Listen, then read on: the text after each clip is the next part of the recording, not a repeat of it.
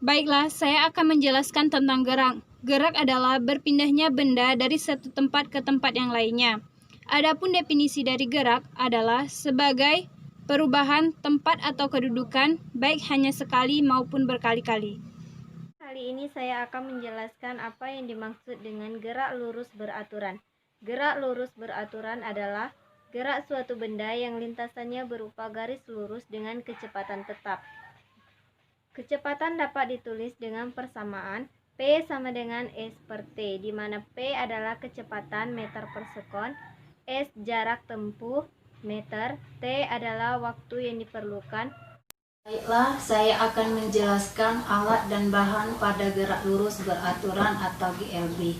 Yang pertama adalah katrol gantung tunggal, yang kedua stopwatch, yang ketiga penggaris, yang keempat beban gantung 100 gram 2 buah, yang kelima statif dan klem, yang keenam benang kasur, yang ketujuh plastisin, yang kedelapan atau yang terakhir beban tambahan. Itulah alat dan bahan pada gerak lurus beraturan.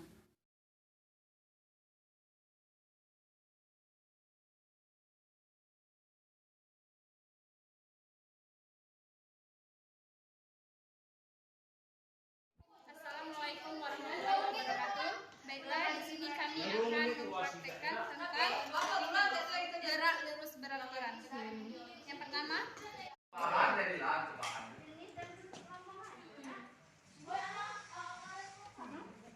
Usahakan agar beban tambahan M tertinggal di ring pembatas bila M1 turun dan M2 naik. Geser ke di event ini ya. Harus dong.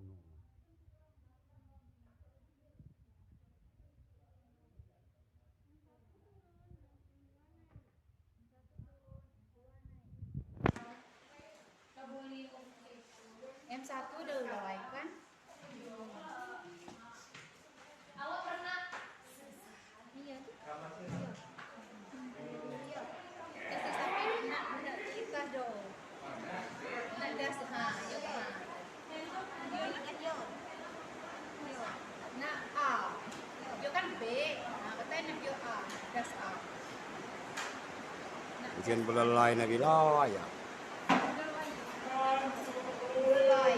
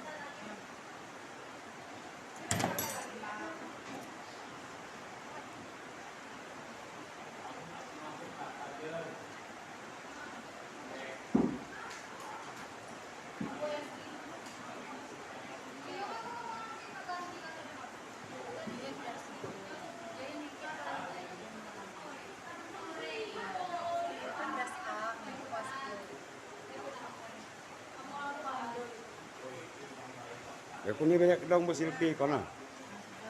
Maka dapat buku. Tandai ketinggian beban tambahan M mula-mula sama tinggi dengan titik A. Bahkan titik tandai. Avio pas. Ukur panjang BC. B pio. C pio. Pemadamu. BC. Kan tangan ngomongin. Tanpa ini. Nggak punya gitu pelakunya. Cetak ukur. Biarkan sistem bergerak M tambah M1 turun, M tambah M1 turun, dan M2 naik. M2 nah,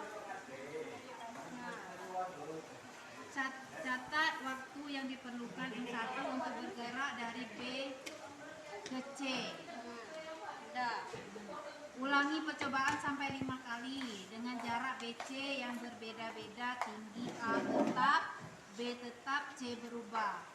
Tapi C kan C berubah. Turun ya. Ini apa deh? Amin. Amin. Makasih ada orang. Catat data pada tabel. Tabel Indri catat. Ayo. Udah. Nomor gerak lurus berubah beraturan. Woi. Udah dia Pak. Diam. Oh baik ya.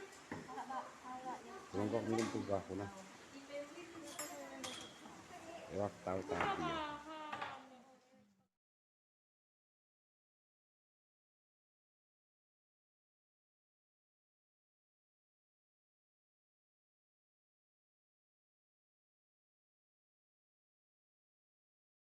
GLBB adalah gerak suatu benda pada lintasan lurus yang percepatannya konstan. Adapun alat-alatnya, 1 katrol gantung tunggal, 2 stopwatch, 3 penggaris, 4 beban gantung 100 gram, 2 buah, statif dan klem, benang kasur, plastizin, beban.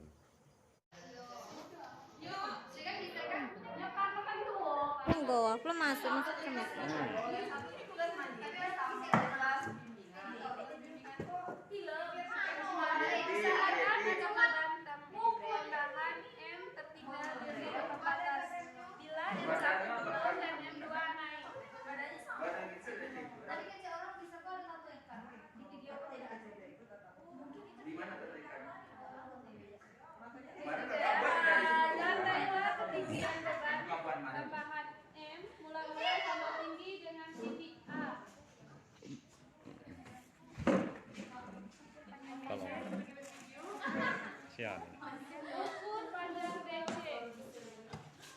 Di 2 menit nanti. Kuning kuna. Masuk kuning kuna. Ulangi percobaan sampai 5 kali dan jarak BC berbeda-beda. Tinggi A tetap, B tetap, dan C berubah. Catatlah datanya pada tabel di bawah ini. Hukumatan. Ucan. Wes. Dah. Terus ke bawah.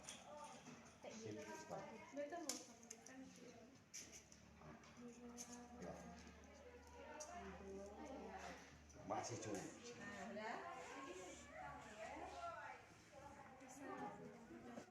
Gelombang adalah suatu getaran yang merambat pada suatu medium, yang membawa energi dari satu tempat ke tempat yang lainnya.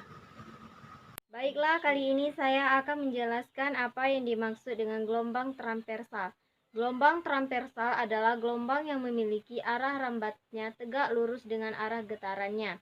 Contoh gelombang transversal adalah gelombang pada tali dan gelombang pada selingki. Saya akan menjelaskan apa itu pengertian gelombang longitudinal. Gelombang longitudinal adalah gelombang di mana perpindahan media berada dalam arah yang sama atau berlawanan dengan arah propagasi gelombang. Itulah Mulai ya, Pak. Assalamualaikum warahmatullahi wabarakatuh. Kami dari kelompok 1 ingin melakukan praktek studi praktikum IPA dengan judul gelombang. Yang akan dijelaskan oleh saudari Ibu. ya, langkah kerja yang pertama caranya. Yang pertama ambil selingki, rentangkan di atas rantai yang memiliki.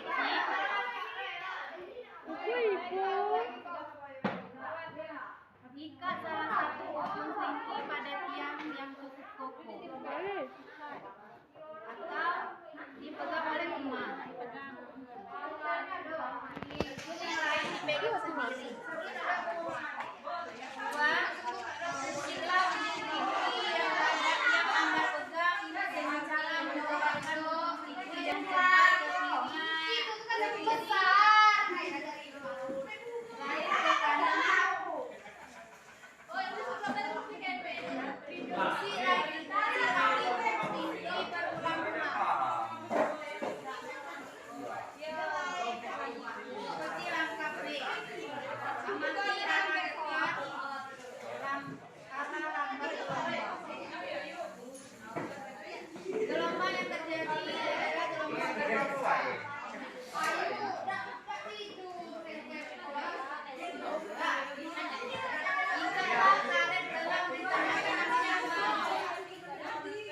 Ah, udah mepet Didik. Aku dapat putih.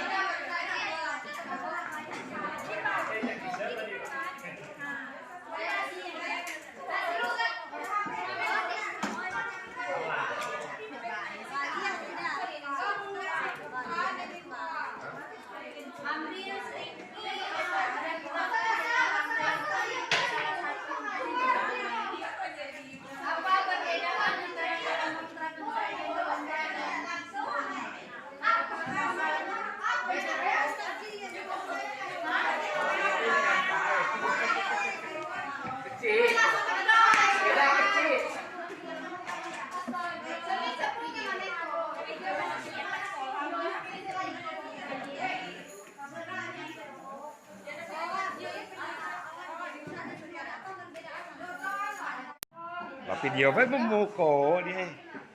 Lagi ulang mau Mulai lah. Ah. Kok kadi bekal aja? tersebut di kolam, di bak air atau di bejana yang berisi air. Jatuhkan kerikil ke atas permukaan air. Kerikil. Sudah, bilang juga. Kemudian amati gelombang yang terjadi di permukaan air. Kerikil ya. Bagaimana bentuk gelombangnya? Perhatikan sisi-sisi kolam, bak atau bejana yang dikenai gelombang. Adakah gelombang yang dipantulkan? 2. Rentangkan seringki sejauh 1,5 meter. Ikatlah salah satu ujungnya pada tiang kokoh dan dianggap atau dipegang teman Anda. Pegang yang satu sama satu ini harus tetap pada tempat yang tidak bergeser. 3. Ujung selingki lainnya Anda pegang, getarkan satu kali sehingga berbentuk setengah panjang gelombang.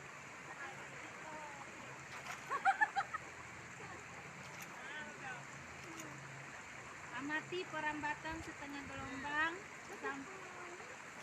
gelombang tersebut hilang. Jika pola perambatan gelombang tersebut belum teramati dengan jelas, getarkan lagi ujung selingki tersebut, dapatkan gelombang dipantulkan. Bagaimana fase gelombang pantul dibandingkan dengan fase gelombang asal? 4. Ujung selingki yang terikat atau yang dipegang oleh teman Anda sekarang ikat dengan benang yang panjangnya lebih kurang 1,5 meter. Ikatlah ujung benang yang jauhnya 1,5 meter dari ujung selingki ke tiang yang kokoh atau dipegang oleh teman Anda. Ujung selingki ini sekarang dapat bergerak bebas, oleh karena itu kita sebut selingki ujung bebas. 5. Getaran ujung selingki yang Anda pegang satu kali sehingga membentuk setengah panjang gelombang seperti percobaan 2, langkah 2. Amati bagaimana fase gelombang pantul dibandingkan dengan gelombang asalnya.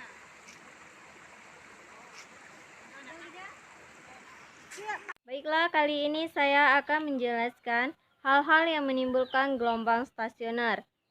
Adapun hal-hal yang menimbulkan gelombang stasioner adalah fenomena resonansi, di mana gelombang stasioner dihasilkan dalam sebuah resonator dikarenakan interferensi antara gelombang-gelombang yang dipantulkan terus-menerus dengan frekuensi resonansi resonator.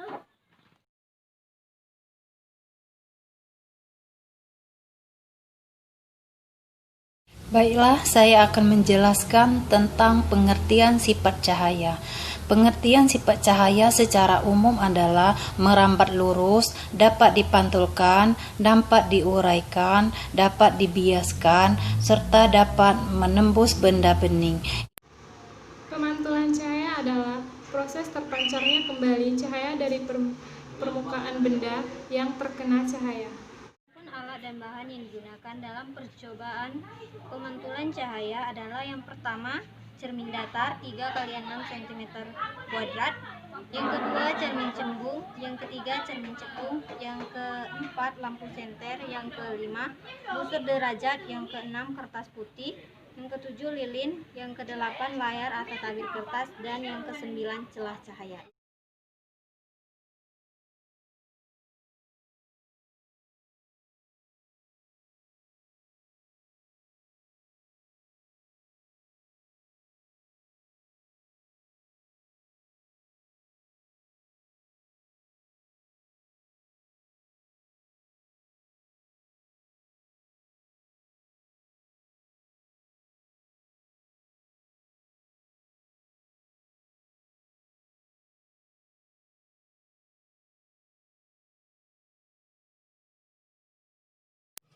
Cermin datar adalah salah satu cermin yang mempunyai permukaan rata, datar, dan juga tidak melengkung pada bidang pantulnya. Satu percobaan pemantulan cahaya. Satu percobaannya yang pertama, percobaan pemantulan cahaya pada cermin datar. Yang pertama, susunlah lampu senter dan celah cahaya di depan cermin datar. Susunlah lampu senter dan celah cahaya di depan cermin datar.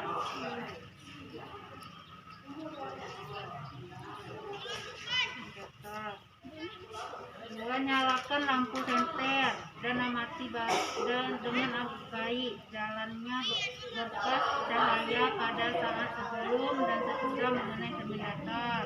3. Gambarlah jalannya berkas sinar pada lampa 2 sehingga tampak sudut datang dan sudut pantulnya. 5. Letakkan sebuah benda dalam hal ini lilin di depan cermin datar.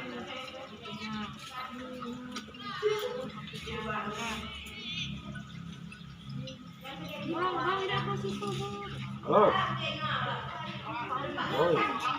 Enggak, kesana. Dimulai. Apa? Dimulai kakek. Amati bayangan selama benda itu Anda geser-geser di depan cermin datar. Oh. Lilin tuh. Ya, ya. Biar tuh. Geserkan di depan cermin datar. Disampai. Nova, disampaikan. Catatlah bagaimana sifat-sifat bayangan dibentuk cermin datar tersebut. Cermin cembung adalah salah satu cermin yang mempunyai permukaan bidang pantul yang melengkung ke arah luar.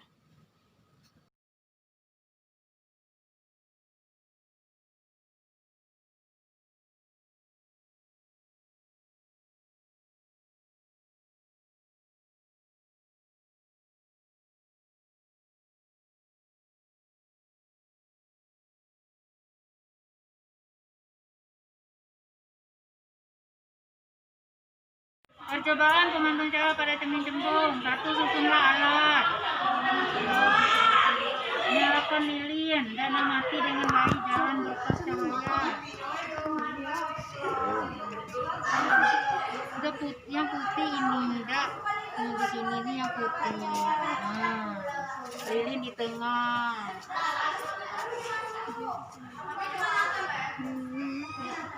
Nyalakan lilin sudah. Sebelum dan sudah mengenai cermin cembung. Yo. Tapi udah ada di tikoin. Yo.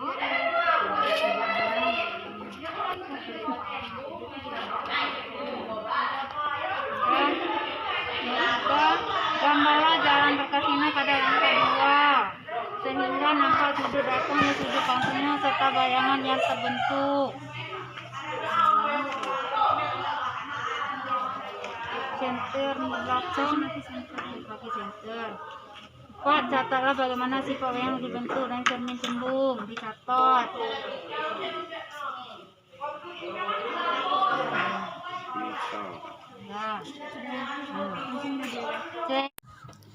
Cermin cekung adalah salah satu cermin yang mempunyai permukaan bidang pantul yang melengkung ke arah dalam. Percobaan pemantauan cara pada cermin cekung. Susunlah alat. Nyalakan lilin dan amati. Jalan berpas bercahaya. Gambarlah jalan berkasinar pada langkah 2. Catatlah bagaimana sudah. Aturlah jarak benda atau letak layar agar pada layar terbentuk bayangan yang jelas dan tajam. Selanjutnya ukur jarak benda dan jarak bayangan. Ukur.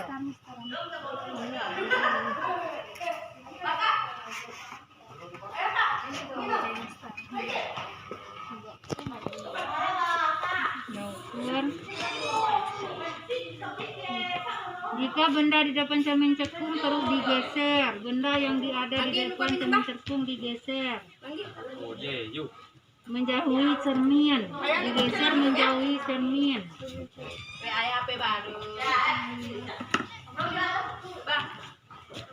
Maka jarak tertentu bayangan benda akan menghilang. Ukur jarak benda dari cermin cekung pada keadaan tersebut. Pengertian pembiasan cahaya adalah peristiwa membeloknya arah rambat cahaya karena melewati dua medium dengan kerapatan optik yang berbeda. Itulah Percobaan pembiasaan cahaya. Adapun alat dan bahan: lampu senter, celah cahaya, balok kaca, kertas putih, busur derajat, lensa cembung, lensa cekung, layar tabir kertas, lilin, penggaris panjang.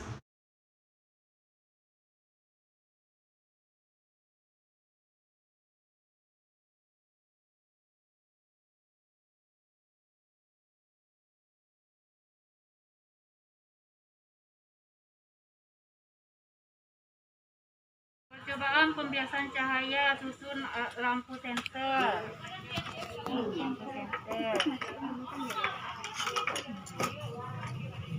Nyala lampu senter. Gambarkan jalannya. Pergunakan lensa cembung. Cembung.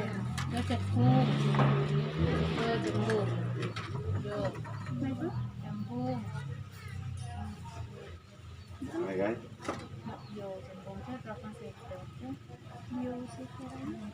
Cembung layar kertas.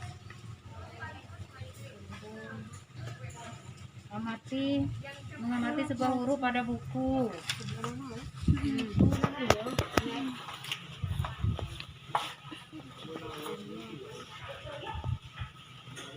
Yang besar, kecil, kurang. Buku.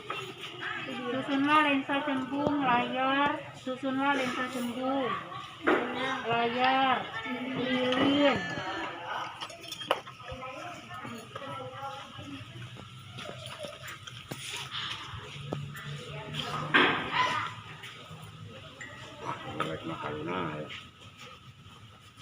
Lilin penggaris.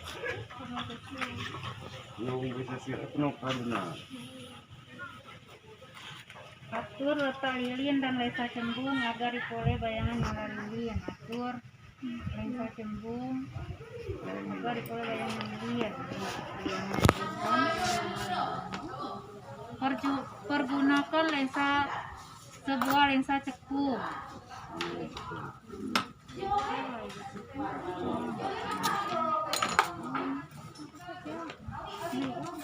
Amati huruf pada buku.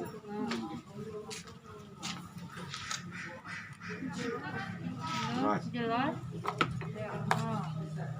Ada buku. Catat bagaimana sifat bayangan. Lensa cekung. Baiklah, kali ini saya akan menjelaskan apa yang dimaksud dengan diffraksi, interferensi, dan dispersi. Diffraksi adalah peristiwa pelenturan gelombang cahaya ketika melewati suatu celah sempit sehingga gelombang cahaya tampak melebar pada tepi celah. Interferensi adalah perpaduan dari dua gelombang cahaya yang datang bersama pada suatu tempat. Jika kedua gelombang cahaya bersifat koheren atau frekuensi dan amplitudo sama serta beda fase tetap, maka akan menghasilkan pola yang teratur sebagai garis terang atau interferensi maksimum dan garis gelap atau interferensi minimum. Adapun yang dimaksud dengan dispersi adalah peristiwa terurainya cahaya putih yang melewati sebuah prisma menjadi spektrum warna akibat perbedaan indeks bias masing-masing warna cahaya. Interferensi dan dispersi. Susun lampu TL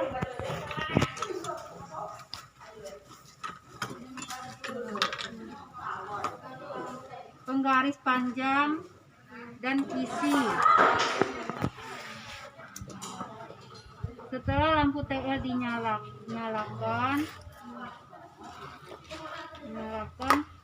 lakukan pengamatan dengan menggunakan kisi 3000 celah. Jika yang dipilih warna ungu, ukurlah jarak warna ungu.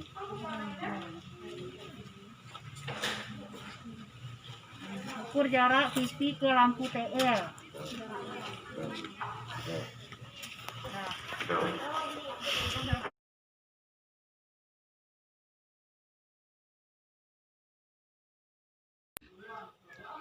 Lensa cembung adalah lensa yang bagian tengahnya memiliki ketebalan yang lebih daripada bagian tepinya. Lensa cembung biasanya memiliki bentuk lingkaran dan terbuat dari plastik atau kaca, sehingga lensa memiliki indeks bias lebih besar ketimbang indeks bias udara.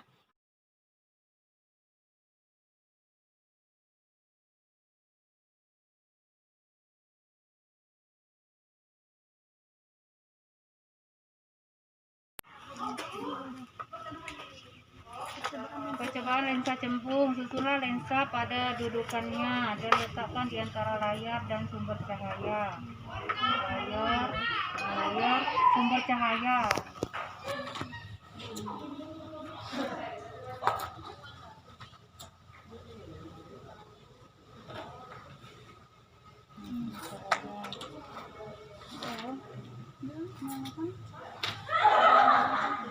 Nyalakan sumber cahaya dan aturlah posisi benda dan lensa agar pada layar terbentuk bayangan yang paling tajam. Ukurlah jarak benda. Ulangi beberapa kali percobaan.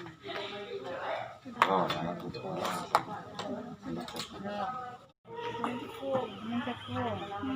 Nyalakan sumber cahaya dan atur kedudukan benda dan layar agar pada layar terbentuk bayangan layar. Cermin cekung. Ukurlah jarak benda. Ulangi beberapa kali.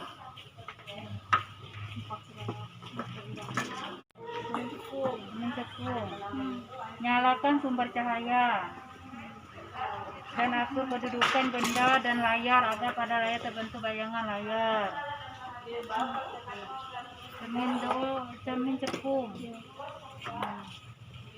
Ukurlah jarak benda. Ulangi beberapa kali.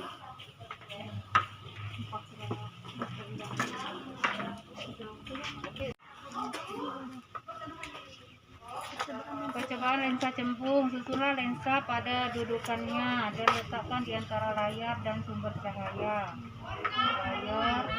Layar, sumber cahaya.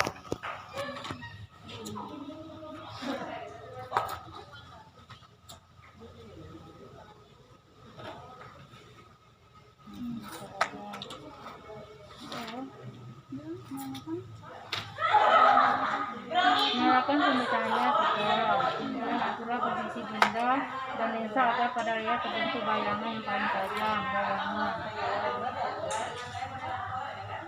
Ukurlah jarak benda.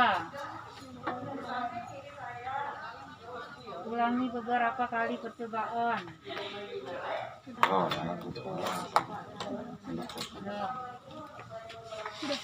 Penjelasan dari kami mengenai Praktikum Modul 6 tentang gerak dan Praktikum Modul 7 tentang gelombang. Mungkin itu saja yang dapat kami jelaskan dan kami perlihatkan percobaannya. Mungkin terdapat kesalahan, kami mohon maaf. Kepada Tuhan kami mohon ampun. Wabillahi taufiq wa hidayah. Wassalamualaikum warahmatullahi wabarakatuh.